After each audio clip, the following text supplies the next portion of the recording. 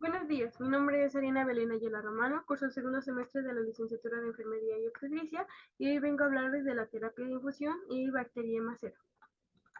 La terapia de infusión es el procedimiento con propósitos profilácticos de diagnóstico y terapéuticos que consisten en la inserción de un catéter en la luz de una vena, mediante la cual se van a infundir al cuerpo humano líquidos, medicamentos, sangre o alguno de sus componentes. En la norma oficial mexicana 022 SSA 3 del 2012, la cual tiene como objetivo establecer los criterios para la instalación, mantenimiento, vigilancia y retiro de las venas de acceso venoso, periférico y central. Algunas estrategias para prevenir las infecciones de transmisión. Primero que nada tenemos lo que es la higiene de manos, asepsia de la piel de clorexidina alcohólica del 2% a mayores de 2 meses de edad, evitar el acceso femoral, eh, eh, ubicar preferentemente eh, la vena yugular y de eso se debe de evitar. Retirar las vías innecesarias, manejo de los dispositivos tiene que ser por personal capacitado. Se recomienda hacer un baño de clorexidina o baño seco a mayores de 2 meses, ya que eh, el catéter por el cual se van a infundir los líquidos o algún medicamento no se debe de humedecer. Y la curación del catéter tiene que ser alrededor de los 7 días, tiene que corroborarse el buen estado y eh, que este se encuentre pues estable para evitar infecciones. Existen diferentes paquetes que nos proporcionan algunos documentos que son paquetes de acciones para la prevención de infecciones en el torrente sanguíneo. Este es más relacionado con el catéter venoso central, que son los dispositivos invasivos que permiten el acceso al torrente sanguíneo en o cerca del corazón o en uno de los grandes vasos cerca de este. Los principales focos de infección son durante la cateterización, el grado de asepsia en el momento de la inserción, el tipo de antiséptico que es utilizado, en este caso que debe de ser la iodopovidona o clorexidina alcohólica al 2%, la falta de técnica aséptica durante el cuidado continuo del catéter venoso central. En caso de, bueno, algunas acciones que nos brindan para la inserción del catéter venoso central, que sería el primer paso o el primer foco de infección. Primero que nada es una buena higiene de manos previa a la inserción, el uso de barrera máxima, como ya conocemos, que es el gorro, guantes, cubrebocas, bata de manga larga, y el uso de antisépticos correctos y la selección del sitio de inserción. El segundo foco de infección es durante el mantenimiento del catéter venoso central, que se debe de hacer una revisión cotidiana para verificar el estado del catéter. Se deben de retirar vías innecesarias, se tiene que hacer higiene de manos y desinfección de los puertos de inyección previo a la manipulación del catéter, realizar con técnica aséptica el cambio de los puertos de conexión, realizar cambio de sistema de infusión cada 72 horas. Sin embargo, en caso de realizar transfusiones sanguíneas o de lípidos, se tiene que hacer una vez que se termine el procedimiento. Se debe realizar la antisepsia del sitio de inserción cada 7 días con técnica estéril y se recomienda el uso de baño seco con toallitas de clorexidina al 2%.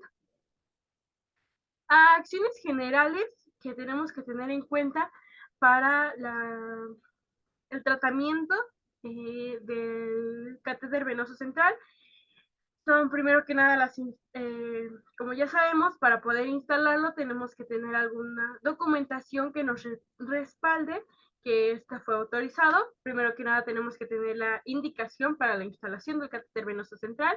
La instalación del catéter venoso central debe ser exclusivamente por personal capacitado. El registro de las medidas que se aplican para prevenir las IAs durante el tiempo que se tenga instalado. Se debe de hacer una verificación diaria sobre las necesidades del catéter venoso central y la hora de su retiro. Se debe de reportar las complicaciones y tener los insumos indispensables para la inserción, mantenimiento y retiro de este. Ok, ¿Cuáles son algunas acciones generales que debemos tener en cuenta a la hora de los 3 siguientes pasos, que sería la inserción, el mantenimiento y el retiro? Para la inserción tenemos que realizar la valoración del sitio anatómico para la instalación del catéter venoso central.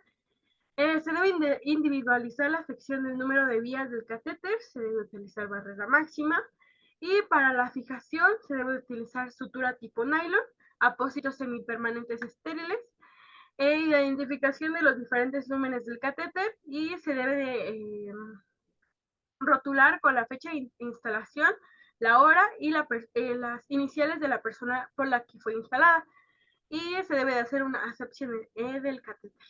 Para el mantenimiento se debe de vigilar que esté libre de humedad, secreciones o signos de infección, y comprobar la funcionalidad. En caso de que algunos de estos estén en riesgo o no estén comprobados, se debe de hacer el retiro inmediato del catéter venoso central.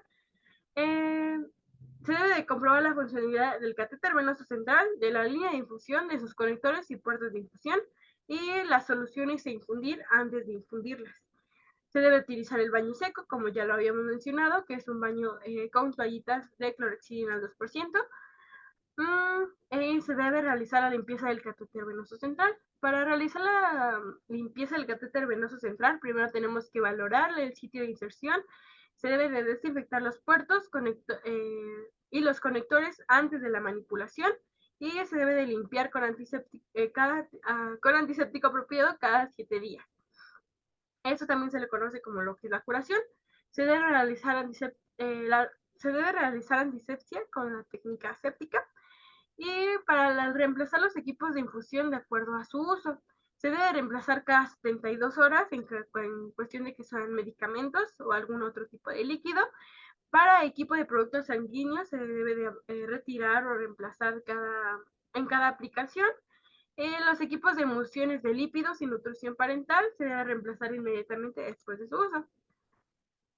Se debe también verificar en la nota médica o de enfermería la justificación clínica para la permanencia del catéter venoso central, y a la hora de preparar las soluciones se debe de disponer una área limpia y exclusiva en la cual se preparen los medicamentos.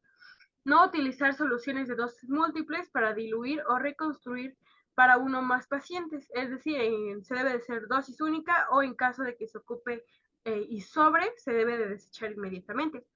Se debe evitar el uso de soluciones incompatibles para la disolución y preparación del medicamento, excepto de que esté indicado clínicamente.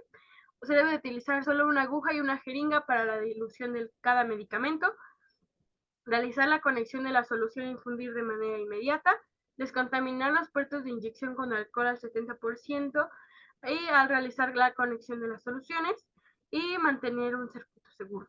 También se deben de utilizar el lumen del catéter adecuado dependiendo de la asignación inicial, y no se deben de utilizar el catéter para tomar muestras de laboratorio de rutina.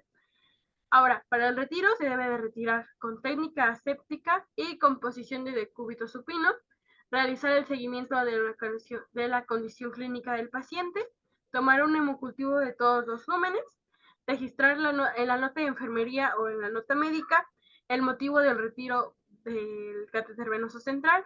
En caso de que sea por algún tipo de infección, se deben de mandar a hacer estudios para determinar si esto fue correcto, y se deben de otorgar seguimientos a los resultados de los cultivos.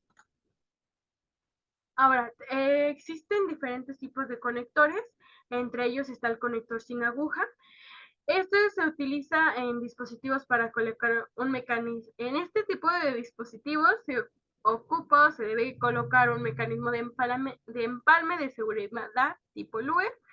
Estos tienen como finalidad solamente proteger al personal de salud que realice este tipo de prácticas, ya que en muchas ocasiones se han llegado a puncionar con la aguja.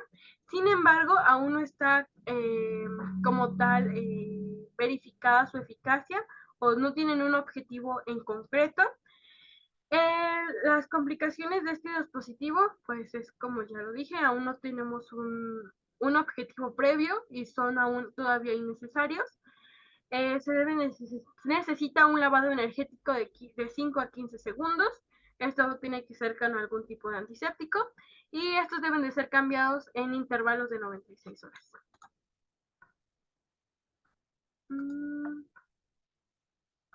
Y eso sería todo de mi parte. Muchas gracias.